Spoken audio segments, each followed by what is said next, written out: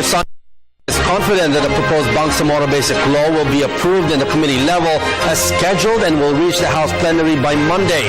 Members of the House Ad Hoc Committee on the Bangsamoro today continued voting line by line in every page of amendments. Speaker Belmonte is hopeful that voting will be finished by tomorrow. Freddie Abando with the details. It was a slow start in reviewing and revising the provisions of the draft Bangsamoro Basic Law by the House Ad Hoc Committee on the Bangsamoro chaired by Congressman Rufus Rodriguez. Yesterday, only 13 pages of the 106-page draft law was finished before the Rodriguez Committee adjourned. With 50 meetings held so far since the time this committee was organized in September last year up to today, and with 91 House members present in yesterday's meeting. All these are unprecedented in our history of meetings, not discounting the fact that we had about 50 times of separate votings yesterday. The agreements we have reached, and this is what we are going to adopt also today. Number one, that we have adopted the chairman and the vice chairperson's working draft as the draft that you can propose amendments to, and that will be voted page by page. Therefore, line by line, because if you have a question on that line, you can make your proposals for amendment. Now, in draft, we allow each and every member to make their individual amendments on the page, the line, or the section which is on the table. Today, it was a different story. It may be approved tonight since the committee will end its hearings at 10.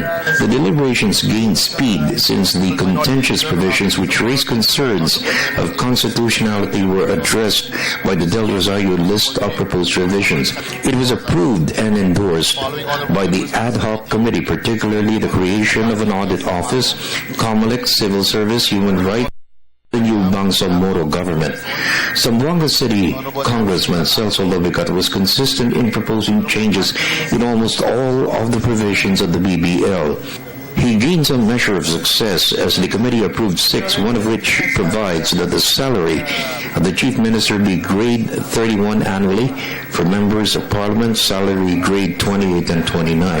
In the ad hoc committee, we said it's better not to put the amount, because if you put the amount, then it is pegged, and before you start changing, you will have to get an. So it is best that we just limit it to the salary grade. Now, the salary grade of the Chief Minister, as we discussed in the ad hoc committee, should not be more than the President, should not be more than the Vice President. So we said that the salary grade for the Chief Minister should be salary grade 31. The salary grade for the Deputy Ministers, Cabinet Secretaries, shall be salary grade 28. Members of Parliament, salary grade 27. And this was a proposal that was supported by the chairman himself. Magdalo Party List Congressman Gary Alejano's proposal for 2 deputy chief ministers instead of 1 was approved, so with 2 deputy speakers for the parliament. The committee approved the move of Rodriguez to delete the office of the Wali as the titular head of the Bangsamoro. It was opposed by ACT Party List Congressman Antonio Tino. We are trying here in the entire document to assure our people that first, there will be no unconstitutional provision. Secondly, there will be no characteristics of a sub-state. And that is why a wali is an attribute to a sovereignty. We only have a region. That's why among those that I have proposed is the division of wali and the change of the mere mention of Bangsamoro. A nation of Moros, no. We have already changed this, and precisely in Section 1, we have called the Bangsamoro Autonomous Region, to be sure that they are an autonomous region and not a sub-state. Having this in England, we have the Prime Minister and the Queen. And here we have a region, and we cannot have somebody like a Queen or a King or a President, because if you will see in Section 1, it shall be the titular head of the Bangsamoro. It also says as titular head The Wali shall take on ceremonial functions. There is no need for this, Mr. Chairman, because we don't want to create the impression that there's a sub-state. It's very clear that Wali is not the same as sovereign, king or queen in the sense of, say, the United Kingdom. For historical reasons, it's important that the Bangsamoro have a titular head, and so I think the powers and functions, which are mainly ceremonial, are very well defined in the sections, Mr. Chair. So we move for the retention. Section 17 of Article 11, which establishes coordination protocols between the national and Bangsamoro government on security, has been deleted. I would like to thank the committee for first removing Section 17, the original Section 17, the establishment of a coordination protocol to dictate how our armed forces will behave whenever they go inside the core area of the Bangsamoro.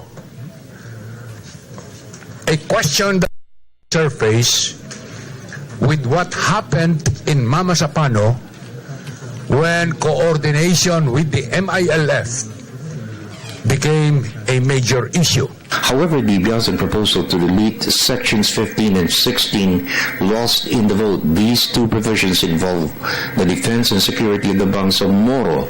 One calls for the creation of an AFP command in the Bangsamoro. It was opposed by House Committee Chairman on Muslim Affairs, Sulu Congressman Tupay Loong. If we put it into the creation of a task-organized AFP units, what happens when we do not need it anymore?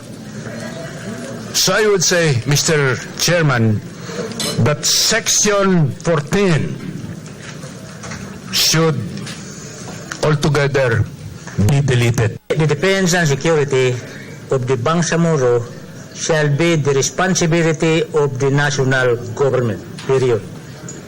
The national government may create a regional command of the armed forces of the Philippines for the Bangsamoro, which shall be organized, maintained, and utilized in accordance with national law. Qualified inhabitant of the Bangsamoro shall be given preference for assignment in the said regional command. My limited understanding, Mr. Chairman, in this provision, this is not mandatory. This is not mandatory. The national government may create, maybe if it is necessary, based on the dictate of the actual situation, interest of the national security of the country. I think the President, as the Commander-in-Chief, can consider creating a regional command of the armed forces within the Bangsamoro. For the People's Television Network, this is Freddie Abando reporting.